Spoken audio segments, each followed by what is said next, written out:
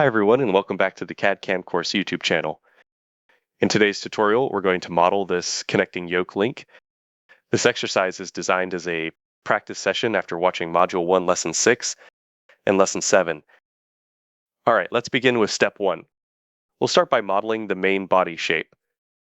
In FreeCAD, open the Part Design Workbench and click Create New Sketch. For the sketch plane, select the front plane, which is XZ plane. Now we're inside the Sketcher Workbench. Select the Circle tool. Click once on the origin point to set it as the center, then drag outward and set the diameter to 40 millimeters. Without leaving the tool, click on the origin again, drag out another circle, and set the diameter to 80 millimeters. Now right-click to cancel the tool. Next, we'll create the rectangle that connects to this rounded section. Choose the centered rectangle. Click somewhere above the origin along the vertical axis, then drag out a rough rectangle. Don't worry about the exact size right now, we'll dimension it properly in a moment. Now let's connect the rectangle to the outer circle. Switch to the Line tool. Click on the corner of the rectangle, then drag the line until it's tangents to the circle. As you move the cursor close, you'll notice a small tangent symbol appears. When you see that, snap the line to connect tangent to the circle. Repeat the same process on the other side, connecting the other rectangle corner tangentially to the circle. At this point, the rough outline is complete, but there are still extra lines, so select the Trim Edge tool and remove the unwanted segments, leaving only the clean profile. Now we have the overall shape, but it's not yet constrained. If you look closely, one of the vertices isn't highlighted in red, which means the profile isn't fully closed. To fix this, hold Control, select both points, and apply Coincident Constraint. Now the profile is properly closed. Next, let's add some constraints. Again, hold Control, select the two top points of the rectangle, and apply a horizontal constraint. Now grab the Dimension tool and add measurements. Set the rectangle width to 35 millimeters. Set the rectangle length to 120 millimeters. And set the distance from the top of the rectangle to the origin as 220 millimeters. Finally, select the Fillet tool, pick the two rectangle corners, and apply a fillet. Then use the Dimension tool again to set the fillet radius to 50 millimeters. At this stage, the sketch should turn completely green, which means it's fully constrained. Close the sketch. Now it's time to extrude this profile into 3D back in the Part Design Workbench. Make sure the sketch is selected, then click on the Pad tool.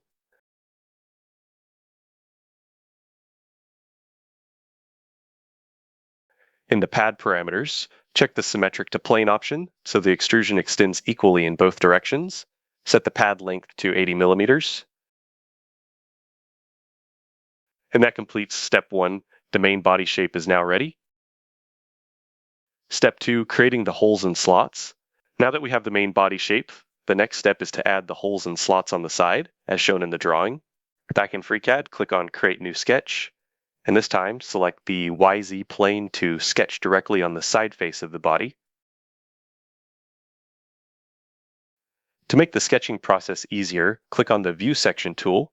This hides the solid body in front of the plane, so we can clearly see what we're drawing.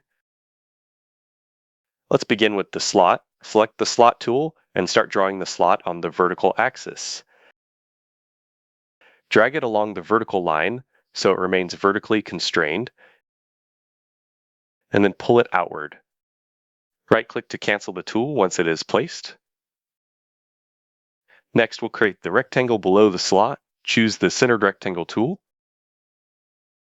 Again, pick a point on the vertical axis and drag out a rough rectangle. Don't worry about the exact proportions, we'll fix them with dimensions. Now let's apply dimensions to position everything correctly. First, set the distance between the centers of the slot to 50 millimeters. To define the slot's position relative to the body edge, grab the External Geometry tool and click on this vertical edge. That brings the edge into the sketch as a reference. Now set the distance between the edge and the slot to 20 millimeters. Next, set the distance from the top center of the slot to the origin as 180 millimeters. For the rectangle, set its height to 115 millimeters, set its width to 40 millimeters, and set the distance from the rectangle's top edge to the origin as 75 millimeters. Now, if you look at the drawing, you'll notice there's also a curved portion above the slot. We need to remove that material, but leave a 20 millimeter thickness around the slot. To do this, we'll first create a circular shape, then close it with a surrounding envelope, and finally pocket it out. So grab the external geometry tool again, and bring in the edge lines as a reference. Next, switch to the circle tool, and select the center of the top arc of the slot as the circle's center. Drag outward to create a circle. Now hold Ctrl, select both the circle and the top reference line, and apply the tangency constraint. This ensures the circle sits smoothly against that line. Next, select the polyline tool and sketch 3 rough lines around the circle, forming an envelope shape. Once that's drawn, use the trim tool to clean away all the extra lines, leaving a neat closed profile. If you try dragging the profile, you'll notice this line should be vertical, and these 2 points need to be intersected. Now let's fully constrain this refined shape. First, select this line and set it to vertical. Then, hold Ctrl, select these 2 points, and apply the coincident constraint so they connect properly. Finally, the circle must be tangent to the surrounding lines on 3 sides. So hold Ctrl, select the vertical line and the circle, and apply tangency. If a warning pops up saying an earlier coincident constraint is being replaced, click OK. That's fine for our case. Do the same tangency constraint on the other side, and again click OK if you get a warning. Lastly, apply tangency between the horizontal line and the circle. Now the entire sketch should turn green, which means it is fully constrained. At this stage, we have 3 closed profiles to remove material. Close the sketch. Back in the Part Design workbench, select the sketch and click on the Pocket tool. In the pocket parameters, check the option Symmetric to Plane and change the pocket type to Through All. Click OK to confirm. The holes and slots are now cut out of the body, and with that, step 2 is complete. The model is almost ready. All that's left are the finishing touches, like applying fillets to the sharp edges. Now let's move on to the finishing step, applying fillets to the sharp edges as shown in the drawing. In the Part Design workbench, select the fillet tool, rotate the model to view it from the bottom side, and select these 2 inside edges. In the fillet parameters, set the radius to 10 millimeters and click OK to confirm. Next, once again, select the fillet tool, and this time pick these 2 continuous edges.